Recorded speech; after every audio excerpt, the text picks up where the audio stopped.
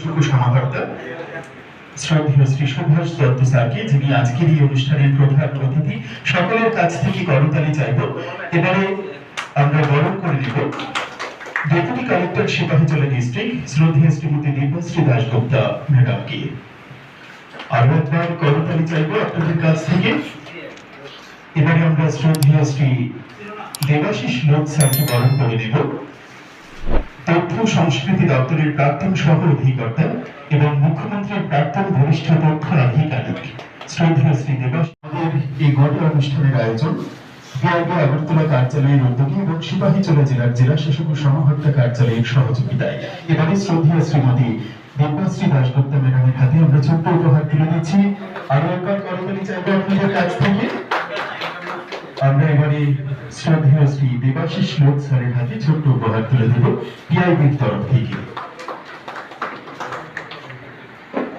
আয়োজনের শুভ সূচনা করছেন। প্রদীপ জ্বালিয়ে আমাদের আজকের এই আয়োজনের শুভ সূচনা করা হচ্ছে।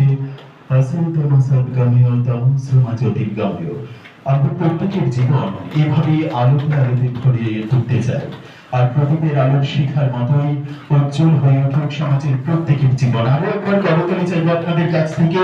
সকলে ওনারা বার্তা অনুষ্ঠানটা করছেন, তার মধ্যে নেশামুক্ত অভিযান এখন স্পেশাল ভাবে আমরা সিপাহীজলাতে আমরা গুরুত্ব দিয়ে আমরা বিভিন্ন কাজ করছি। এনফোর্সমেন্ট থেকে শুরু করে এনকরেজের কর্মসূচি, এই নেশামুক্ত অভিযানের অঙ্গ হিসাবে এটাকে সিপাহীজলা ডিস্ট্রিক্টকে এটা থেকে মুক্ত করার জন্য লাস্ট 2 বছর ধরে নিরলসভাবে আমরা কাজ করছি।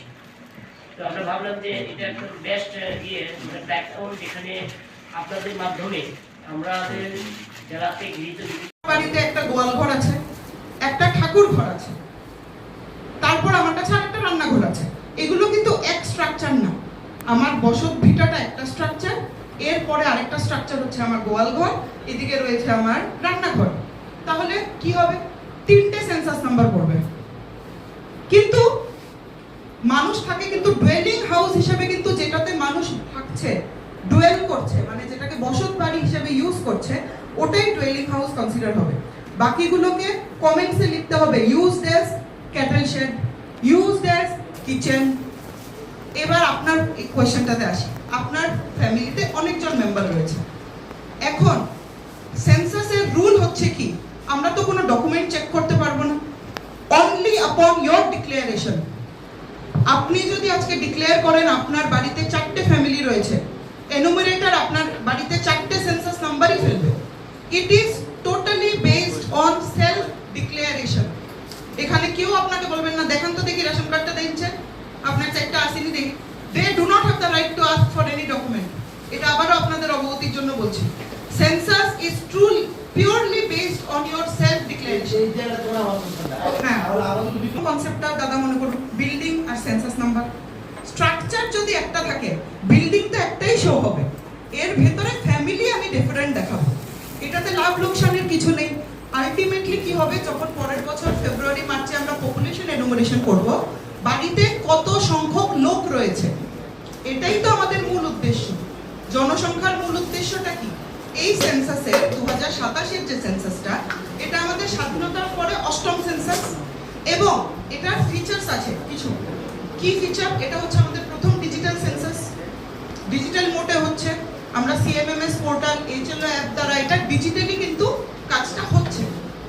সেকেন্ড আরেকটা ব্যাপার আছে, 1931-এর পরে এটা এমন সেন্সাস যেখানে কাস্ট এনুমারেশনটা ডিটেইলে হবে ডিউরিং পপুলেশন এনুমারেশন। মানে শুধু এসসি এসসি ওবিসি না, হয়তো সাবকাস্ট ডিক্লেয়ার করার জায়গা থাকতে পারে। তো এই সেন্সাসের কিছু বৈশিষ্ট্য রয়েছে।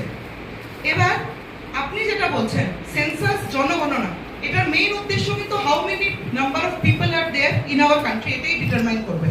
এবং ওই কান্ট্রির মধ্যে তখন আমরা বিভাজন করব যে এর মধ্যে কতজন লোকের কাছে ধরুন টয়লেট ফ্যাসিলিটিস রয়েছে, কতজন লোকের কাছে পানীয় জলের ফ্যাসিলিটি রয়েছে, কতজন লোকের নিজস্ব বাহন রয়েছে, কতজন লোক এই পার্টিকুলার একটা শস্যের প্রতি নির্ভরশীল। এখানে অনেকগুলো কোয়েশ্চেন দেখে অনেকের মনে কিন্তু অনেক রকম কোয়েশ্চেন আসতে পারে। এই কোয়েশ্চেনটার কি দরকার ভাবতে পারি না আমরা। হ্যাঁ, এটা আবার কেমন প্রশ্ন? কি খাই আমি বাড়িতে, তারা জেনে কি করি? আমাদের কাছে এসছে কোয়েশ্চেন,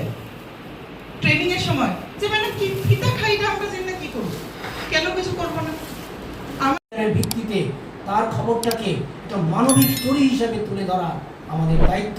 এটাই হচ্ছে আমাদের নেগেটিভ থেকে, অন্ধকার থেকে আলোয় উত্তরণ। যেটা বলেছেন, আমি শুরু করেছিলাম লুইস ক্যারলের কথায়, যেটা যে অন্ধকার থেকে আলোয় আমাদের আসতেই হবে, এবং আমি বিশ্বাস করি এটা হবেই। যেটা আজ যেটা মন্দ, কাল ভালো হবে। এই ভালো হতে গেলে আমার মনে হয় আমরা যারা সাংবাদিক বন্ধুরা, ওই যে সমাজের যে ছেলেটা খারাপ হয়ে গিয়েছিল, তাকে খারাপ হিসেবে আমরা দেখব না। বাইবেলের একটা কথা আছে, জানেন, hate the sin not the sinner. তুমি অপরাধকে ঘৃণা করো, অপরাধীকে না।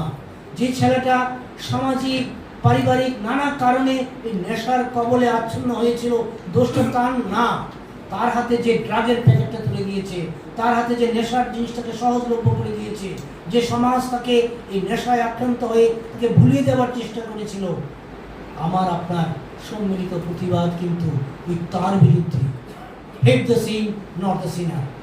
অপরাধকে ঘৃণা করো, আমরা অপরাধীকে ঘৃণা করবো না, তাকে স্বাভাবিক জীবনে ফিরে আসার জন্য আমরা চেষ্টা করব। এই লক্ষ্যে ট্রিটমেন্ট, রিহেবিলিটেশন এবং পার্টিসিপেশন অফ ইউথ এই আহ্বান রেখেছেন এই নেশামুক্ত ভারত অভিযান।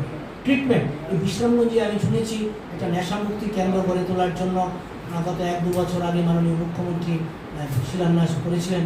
এই নেশামুক্তি কিন্তু আমরা চাই না হতে, আমরা কেউই চাই না জেলখানা হোক।